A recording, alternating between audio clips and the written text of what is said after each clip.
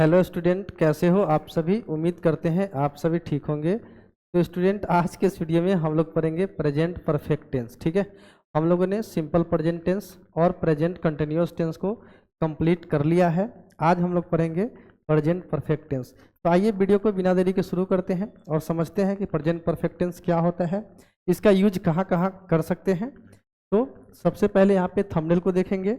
ये जो वीडियो मैं बना रहा हूँ ये सभी विद्यार्थियों के लिए है। ठीक है, सभी विद्यार्थियों के लिए है। ये डे 3 है। ये पहला और दूसरा दिन का वीडियो अगर नहीं देखे हैं तो प्लेलिस्ट में चले जाइए, वहाँ पे इंग्लिश फॉर ऑल का प्लेलिस्ट बना दिया गया है, वहाँ पे आप पहला और दूसरा दिन का वीडियो देख सकते हैं। ठीक है, तो ये इंग्लिश ग्रामर हम लोग सीख रहे हैं, टेंस है। टॉपिक का नाम 0 से हीरो तक समझेंगे। ठीक है, तो यहाँ पर देखिए present perfect tense. Present perfect tense का अगर यूज का बात करें तो ये पास्ट और प्रेजेंट का मिश्रण होता है। ठीक है, प्रेजेंट परफेक्ट टेंस घटना जो है पास्ट में होगा लेकिन उसका संबंध जो है प्रेजेंट से रहेगा, तो उस केस में हम प्रेजेंट परफेक्ट टेंस का यूज करते हैं। ठीक है, तो जब प्रेजेंट परफेक्ट टेंस का यूज करने से पहले हम लोगों को इसका स्ट्रक्चर और आइडेंटिटी पता होना चाहिए। कैसे आप पकड़ेंगे कि ये स्ट्रक्चर, ये वाक्य जो है प्रेजेंट परफेक्ट टेंस का है और उसका स्ट्रक्चर क्या होना चाहिए। ठीक है, तो उसको हम लोग समझते हैं। तो सबसे पहला बात, प्रेजेंट परफेक्ट टेंस। पहले तो ये बात आपको पता होना चाहिए, पास्ट और प्रेजेंट का क्या होता है, मिश्रण होता है। ठीक है, पास्ट और घटना पास्ट में होगा लेकिन उसका रिलेशन जो है वो प्रेजेंट से होगा। ठीक है, ये चीज पता होना चाहिए। दूसरा नंबर बात, इसका आइडेंटिटी पता होना चाहिए। ठीक है, आप लोगों को ये आइडेंटिटी पता होना चाहिए। आइडेंटिटी क्या होता है इसका, चुका है। ठीक है, चुका है, चुकी है। ठीक है, चुका है, चुकी है, चुके हैं। ठीक है, चुके है, इस तरह से रहेगा, या इत्यादि, या इसके अंत में या ई भी रह सकता है। ठीक है ना, आ ई। ठीक है ना, आ ई भी रहेगा तो आप समझिएगा क्या है, ये प्रेजेंट परफेक्ट टेंस का वाक्य है। ठीक है, अब इसका जो है स्ट्रक्चर आपको पता होना चाहिए। तो स्ट्रक्चर क्या होगा इसका, स्ट्रक्चर जो होगा, अफर्मेटिव सेंटेंस की बात करूं तो इसके लिए होगा सब्जेक्ट प्लस हैव, और उसके बाद क्या होगा, हैज प्लस में वर्ब का तीसरा रूप, और उसके बाद क्या होगा, ऑब्जेक्ट होगा, वर्ब का तीसरा रूप होगा इसमें। ठीक है, दूसरा निगेटिव सेंटेंस जब बनाइएगा, नहीं वाला सेंटेंस बनाइएगा, तब सब्जेक्ट तो होगा ही, उसके बाद क्या होगा, हैव प्लस हैज रहेगा, और तब क्या लगेगा, नॉट लगेगा, तब वर्ब के तीसरा रूप, और तब क्या लगेगा, ऑब्जेक्ट लगेगा। ठीक है, उसके बाद है इंट्रोगेटिव सेंटेंस। तो इंट्रोगेटिव सेंटेंस कैसे बनाइएगा, इंट्रोगेटिव सेंटेंस बनाने के लिए हैव हैज आगे आ जाएगा। ठीक है, हैव स्लैश हैज आगे लिख दीजिएगा, प्लस में सब्जेक्ट, और तब V3, और तब क्या लिखिएगा, ऑब्जेक्ट लिखिएगा। उसके बाद है interrogative plus negative. Interrogative plus negative बनाने के लिए इसका स्ट्रक्चर होगा हैव स्लैश हैज, प्लस में सब्जेक्ट, प्लस में नॉट, प्लस में वर्ब का तीसरा रूप, प्लस में क्या होगा, ऑब्जेक्ट होगा। ठीक है, और एक होता है इसका WH क्वेश्चन। क्या होता है, WH क्वेश्चन। WH क्वेश्चन कैसे बनाइएगा, तो सबसे पहले आपको व्हाट लाना होगा आगे, वाई लाना होगा, या वेन लाना होगा। जितना भी WH क्वेश्चन वाला व्हाट, वाई, वेन, वेयर, ये सब आगे आ जाएगा। उसके बाद हैव स्लैश हैज। ठीक है, हैव स्लैश हैज, और तब लगेगा सब्जेक्ट, तब लगेगा वर्ब का तीसरा रूप, और तब लगेगा ऑब्जेक्ट। ठीक है, तो ये इसका क्या है, आइडेंटिटी है, और ये क्या है, स्ट्रक्चर है। ठीक है, हम लोग बेसिक से बिल्कुल पढ़ रहे हैं इसलिए आइडेंटिटी यहाँ पे लिख दिया हूँ। ठीक है, बाकी आपको सेंटेंस से भी समझना पड़ेगा, वाक्य को देख के पकड़ना पड़ेगा कि ये प्रेजेंट परफेक्ट टेंस का वाक्य है। तो चलिए यहाँ पे सबसे पहला यूज जिसका देखते हैं।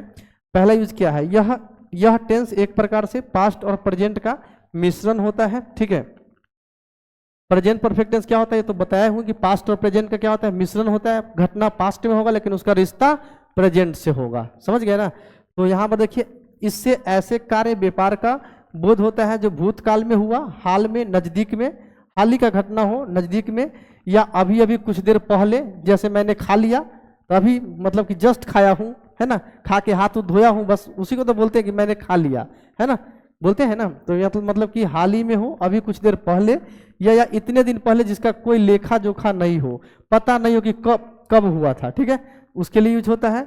परंतु जिसका संबंध प्रेजेंट से है, जिसका मतलब विशेष अर्थ परफेक्शन या इम्प्लीकेशन प्रेजेंट टाइम से होता है। जैसे यहां पर देखिए, he has seen the Taj Mahal, इसका कहने का क्या मतलब है? He has seen the Taj Mahal, उसने ताजमहल देखा है। ये बात जब हम बोलते हैं कि उसने ताजमहल देखा है, तब कहने का तात्पर्य यह है कि अब उसे देखने की जरूरत नहीं, ताजमहल तो वो देखा ही है ना। अब मुझे दूसरा चीज कुछ देखना है, ताजमहल नहीं देखना है, यानी कि उसका रिश्ता प्रेजेंट से है। ठीक है, अब यहाँ पे यही बात ये लिखा रहा था, ही सॉ द ताजमहल, मान लीजिए यहाँ पे लिखा होता है ही सॉ द ताजमहल, तो ही सॉ द ताजमहल का क्या मतलब है? ही सॉ द ताजमहल यानी कि ये पास्ट में देखा, इसका प्रेजेंट से कोई मतलब नहीं है। उसने ताजमहल देखा, इससे कुछ प्रेजेंट का मतलब नहीं पता चल रहा है, रिश्ता नहीं पता चल रहा है कि प्रेजेंट से। ठीक है, अभी इसका अगर मान लीजिए ही हैज सीन द ताज, उसने ताजमहल देखा है, उसने ताजमहल नहीं देखा है, ये बात अगर बनाना हो, इसका अगर ट्रांसलेशन बनाना हो या नेगेटिव सेंटेंस बनाना हो तो कैसे बनाएंगे? अभी बताया हूं, ही के बाद क्या होगा? ही के बाद हैज होगा, उसके बाद क्या होगा? नॉट होगा, उसके बाद क्या होगा? सीन होगा, और उसके बाद क्या होगा? सीन द ताजमहल होगा कि नहीं होगा? बताओ। अरे होगा ना, he has not seen the Taj Mahal. क्या उसने ताजमहल देखा है? तो कैसे बनाएंगे? Has he seen the Taj Mahal, has he seen the Taj Mahal. ठीक है, has he seen the Taj Mahal, और यहाँ पे क्या लगेगा? Sign of interrogation. क्या लगेगा? Sign of interrogation. समझ गए? क्या उसने ताजमहल नहीं देखा है, तो अब कैसे बनेगा? हैज ही, ठीक है, has he not seen the Taj Mahal, has he not seen the Taj Mahal. ठीक है, has he not seen the Taj Mahal.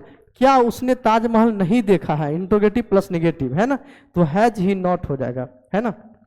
Has he not ये तो बना दिया है कि नहीं। उसने ताजमहल कहाँ देखा है? ठीक है, तो कैसे बनाएंगे इसको? वेयर मतलब होता है कहाँ, where has he seen the Taj Mahal. ठीक है, where has he seen the Taj Mahal. तो इस तरह से आप इसको बना सकते हैं। तो ये क्या है? ये है अफर्मेटिव सेंटेंस, इसको क्या बोलते हैं? हाँ वाला है, तो ये अफर्मेटिव, और नीचे वाला क्या है? निगेटिव, और उसके नीचे वाला क्या है? इंट्रोगेटिव, उसके नीचे वाला क्या है? इंट्रोगेटिव प्लस निगेटिव, और उसके नीचे वाला क्या है? WH question. ठीक है, इतना जो है, इतना तरह से मैं सेंटेंस को बोलता हूँ। ठीक है, इस तरह से बोला जाता है। तो जहाँ जहाँ जो जरूरत हो आप बोल सकते हैं। उसने ताजमहल देखा है, उसने ताजमहल नहीं देखा है, he has not seen the Taj Mahal. क्या उसने ताजमहल देखा है? Has he seen the Taj Mahal. क्या उसने ताजमहल नहीं देखा है? Has he not seen the Taj Mahal. उसने ताजमहल कहाँ देखा है? Where has he seen the Taj Mahal. इस तरह से आप बना सकते हैं। अगला यूज देखते हैं, आगे कुछ और इसका जो है एग्जाम्पल्स है। तो यहाँ पर आप देख सकते हैं प्यारे प्यारे बच्चों, he has washed his room, उसने अपना कमरा, वास्ट का मतलब होता है साफ, यहाँ पे साफ नहीं लिखा हुआ, तो साफ किया है, उसने अपना कमरा साफ किया है। इसका मतलब कहने का क्या तात्पर्य है कि अब साफ करने का जरूरत नहीं है, यानी प्रेजेंट से रिश्ता है ना। तो उसने अपना कमरा साफ किया, he has washed his room, तो इसका क्या निगेटिव सेंटेंस बना सकते हैं ना, उसने अपना कमरा साफ नहीं किया है। या ए ई आ रहा है ना लास्ट में, या ए ई आ रहा है ना, तो ये इसका क्या आइडेंटिटी है। ओके, तो कहने का मतलब है उसने अपना कमरा साफ नहीं किया है। तो कैसे बनाएंगे? ही हैज नॉट, है ना, he has not washed his room. क्या उसने अपना कमरा साफ किया है? Has he washed his room. क्या उसने अपना कमरा साफ नहीं किया है? Has he not washed his room, होगा ना। उसने अपना कमरा साफ कैसे किया है? How has he washed his room हो जाएगा। समझ गए? दूसरा एग्जाम्पल समझते हैं। Ram has lost his pen, Ram ने अपनी कलम खो दी है। राम ने अपनी कलम खो दी, कहीं गिरा लिया होगा, अपनी कलम खो दी है, अब उसके हाथ में कलम प्रेजेंट से रिश्ता है ना। तो Ram has lost his pen, Ram ने अपनी कलम नहीं खोई है। तो कैसे बनाएंगे? Ram has not lost his pen बना देंगे। क्या राम ने अपनी कलम खोई है? Has Ram lost his pen. क्या राम ने अपनी कलम नहीं खोई है? Has Ram not lost his pen, होगा ना। राम ने अपनी कलम कहाँ खोई है? Where has he lost his pen हो जाएगा। समझ में आया? तो अगला देखते हैं, अगला example. I have remembered my lesson, मैंने अपना पाठ याद कर लिया है। अब याद करने की जरूरत, ये कब बोलेंगे? जब कोई पूछेगा कि तुमने पाठ याद कर लिया, हाँ मैंने अपना पाठ याद कर लिया है, अब मुझे वो पाठ याद करने की जरूरत नहीं है, ऐसे बोलेंगे ना। तो I have remembered my lesson, इसका मतलब है।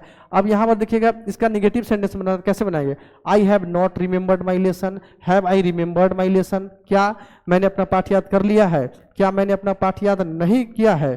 तो have I not remembered my lesson, ठीक है। तो इस तरह से आप इसको बना सकते हैं। दूसरा देखिए, मैंने खा लिया है, दूसरा क्या है, मैंने खा लिया है। आई हैव ईटेन, क्या होगा, आई हैव ईटेन, मैंने नहीं खाया है, आई हैव नॉट ईटेन, क्या मैंने खाया है, हैव आई ईटेन, क्या मैंने नहीं खाया है, हैव आई नॉट ईटेन, ठीक है। मैंने क्या खा लिया है, व्हाट हैव आई ईटेन, ठीक है। मैंने आम खा लिया है, I have eaten a mango हो जाएगा। इस तरह से आप इसको बना सकते हैं। अगला है, यहाँ देखिए, have you seen my brother, क्या तुमने मेरे भाई को देखा है, ठीक है, क्या तुमने मेरे भाई को देखा है, इसका मतलब है। अगला देखिए, I have broken my leg, मैंने अपनी टांग तोड़ ली है, इसके कहने का मतलब अभी भी टांग इसका टूटा हुआ ही होगा, ठीक है, इसका मतलब है। तो इसका प्रेजेंट से रिश्ता है, तो ये भी किसका वाक्य है, प्रेजेंट परफेक्ट टेंस का वाक्य है। Okay, I have broken my leg हो जाएगा जी। आगे बढ़ते हैं, यहां देखिएगा, इस टेंस का प्रयोग ऐसे कार्य व्यापार का बोध कराने के लिए भी होता है जो भूतकाल में आरंभ हुआ और वर्तमान में जारी है। इस प्रकार के अर्थ के लिए वाक्य में फॉर और सिंस का प्रयोग होता है, ठीक है। अब यहाँ पर देखिए, फॉर और सिंस का यूज कहाँ करेंगे, सबसे पहले फॉर का यूज कहाँ करेंगे, जब हमारे पास रहेगा पीरियड ऑफ टाइम, ठीक है, पीरियड ऑफ टाइम रहेगा तो आपको फॉर का यूज करना है। जब पॉइंट ऑफ टाइम रहेगा तो आपको सिंस का यूज करना है। सिंस का यूज करना है पॉइंट ऑफ टाइम के लिए, ठीक है, सिंस का यूज करना है पॉइंट ऑफ टाइम के लिए, और पीरियड ऑफ टाइम के लिए यूज करना है फॉर, ठीक है। पॉइंट ऑफ टाइम के कहने का मतलब फिक्स समय आपको पता रहेगा, जैसे सुबह से, शाम से, 1968 से, ठीक है, तो ये इस तरह का रहेगा तो आपको सिंस यूज करना है। अब जैसे बोलेगा 4 वर्ष से, 2 महीना से, 2 साल से, 4 दिन से, तो इस तरह का रहेगा, तब आपको फॉर यूज करना है। जैसे यहाँ पर देखिएगा, we have lived in this house since 1990, तो यहाँ पे फिक्स टाइम पता है, ये पॉइंट ऑफ टाइम है। इसका क्या कहने का मतलब है कि हम लोग इस घर में 1990 से रह रहे हैं। We have lived in this house since 1990, इसका क्या मतलब हुआ कि हम लोग 1990 से इस घर में रह रहे हैं, ठीक है। तो यहाँ पे सिंस का यूज किया जाएगा। अब यहाँ पर देखिए 1990 से ही रह रहा है, पास्ट से ही, लेकिन अभी भी रह रहा है उसमें। अगर इसका नेगेटिव सेंटेंस बनाना होता तो कैसे बनाते हैं, वी हैव नॉट, है ना, we have not lived in this house 1990, ठीक है, इन दिस हाउस सिंस 1990 यानी 1990 हो जाएगा। तो इस तरह से आप बना लीजिएगा। क्या हम लोग 1990 से इस घर में रह रहे हैं, तो उसके लिए बनाना होगा have be lived in this house since 1990 हो जाएगा, साइन ऑफ इंट्रोगेशन। क्या हम लोग 1990 से इस घर में नहीं रह रहे हैं, तब क्या होगा, have be not lived in this house since 1990, ठीक है। इस तरह से आप बना सकते हैं। अब यहाँ देखिए, we have known each other for 10 years, हम लोग एक दूसरे को 10 सालों से जान रहे हैं, 10 वर्षों से जान रहे हैं। इसका मतलब we have known each other for 10 years, हम लोग एक दूसरे को 10 वर्षों से जान रहे हैं, ठीक है। तो समझ में आपको आया होगा कि पिछले 10 साल से जान रहे हैं तो पास्ट में, लेकिन अभी भी जान रहे हैं, और ये प्रेजेंट में यानी पास्ट में शुरू हुआ, प्रेजेंट में जारी है, ठीक है। तो इसके लिए भी इसी का यूज करते हैं। यहाँ पर नोट 1 लिखा हुआ है, और नोट 1 देखते हैं क्या है। जो कार्य व्यापार भूतकाल में शुरू हुआ और अभी भी जारी है, उसे व्यक्त करने के लिए हमारे पास 2 टेंस है। भूतकाल में शुरू हो, अभी भी जारी है, तो उसके लिए 2 टेंस का यूज करते हैं।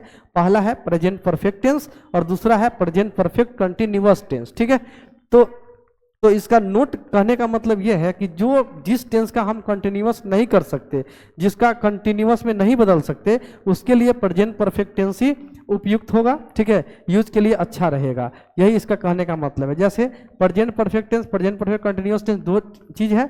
कुछ वर्ब ऐसे हैं जिनका प्रयोग हम प्रेजेंट परफेक्ट टेंस और प्रेजेंट परफेक्ट कंटिन्यूअस टेंस दोनों में कर सकते हैं, परंतु वैसा वर्ब जो प्राय कंटिन्यूअस टेंस में प्रयुक्त नहीं होते हैं, उनके लिए प्रेजेंट परफेक्ट टेंस का ही प्रयोग करना पड़ता है। जैसे यहाँ देखिए, I have lived in this town since 1968, मैं इस शहर में 1968 से रह रहा हूँ। इसका हिंदी मतलब है मैं इस शहर में 1968 से रह रहा हूँ। इसको ऐसे भी बना सकते हैं, ये दोनों जो है सेम ही बात है। I have been living in this town since 1968, ये प्रेजेंट परफेक्ट टेंस में है और ये जो है प्रेजेंट परफेक्ट कंटिन्यूअस टेंस में है। ठीक है, तो ये चीज़ समझ में आ गया होगा। He has studied for 2 hours, उसने वह जो है 2 घंटा से पढ़ाई कर रहा है।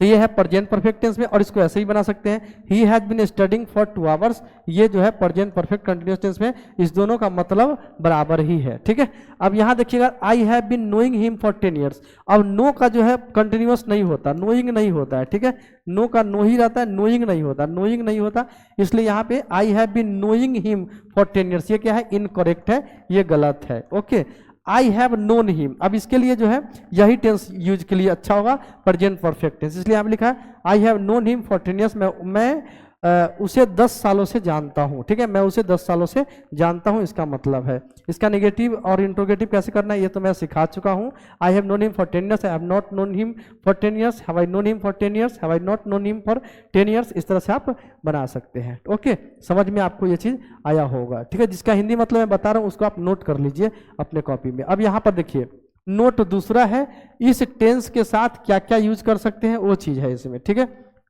तो क्या यूज कर सकते हैं, एभर, इसका हिंदी मतलब होता है कभी, इसको लिख लीजिए। ठीक है, अपने नोटबुक में जो भी है उसमें लिख लीजिए। एवर का मतलब क्या होता है, कभी। नेवर का मतलब क्या होता है, कभी नहीं। ऑलवेज का मतलब क्या होता है, हमेशा। ओकेशनली का मतलब होता है कभी कभी। ऑफन का मतलब होता है अक्सर। सेवरल टाइम्स का मतलब होता है अनेक बार। ऑलरेडी का मतलब होता है पहले से ही। एट का मतलब होता है अब तक या अभी तक। जस्ट का मतलब होता है तुरंत। लेटली का मतलब होता है हाल में। रिसेंटली का मतलब होता है हाल में। सो फार का मतलब होता है अब तक। अप टू नाउ का मतलब होता है अभी तक। अप टू द प्रेजेंट का मतलब होता है वर्तमान समय तक, इत्यादि एडवर्ब्स या एडवर्बियल्स का प्रयोग होता है। ठीक है, इस टेंस में। तो याद रखना, ये सारा का मतलब आपको लिख लेना है और आपको याद कर लेना है, रट्टा लगा देना है। ओके, यहां देखिएगा नोट 3, इस टेंस के साथ अगो का प्रयोग नहीं होता कि अन्य भूतकालिक समय सूचक शब्दों का। जैसे यहां पर देखिए, यहाँ पे इसके साथ जो है इस टेंस के साथ अगो का यूज नहीं होगा। यहाँ पे देखिए इनकरेक्ट, ही हैज कम स्टडे, ये गलत है। ही हैज कम स्टडे नहीं होगा, ये भूतकाल का वर्ड है स्टडे, यानी बीता हुआ कल के लिए स्टडी यूज करते हैं। यहाँ पे क्या होगा, ही केम स्टडे, ये क्या होगा, सिंपल पास्ट टेंस पे ये बनेगा, ही केम स्टडी। ये बात सही है लेकिन ये बात गलत है। यानी कि I have seen him 2 years अगो, यानी कि मैंने उसे 2 साल पहले देखा। अगो का मतलब होता है पहले, यानी बीता हुआ बात के लिए यूज होता है। आई सॉ हिम 2 years अगो, यानी कि मैंने उसे 2 साल पहले देखा। ये सिंपल पास्ट टेंस पे बनेगा, तो ये बात सही है। इस टेंस के साथ जो है अगो वगैरह यूज नहीं होता, यानी कि ये सिंपल पास्ट टेंस पे बना है, जो कि अब इस प्रेजेंट परफेक्ट कंटिन्यूअस टेंस करवाने के बाद उसको यूज किया जाएगा, शुरुआत किया जाएगा। ठीक है, तो ये चीज समझ में, आई सॉ हिम 2 years अगो। अगो या पास्ट के जो वर्ड होते हैं पास्ट टेंस के यूज के लिए, उसको उसके यूज इसके साथ नहीं किया जाता है। ठीक है, तो ये गलत है। तो आज के क्लास में हमने प्रेजेंट परफेक्ट टेंस को समझाया।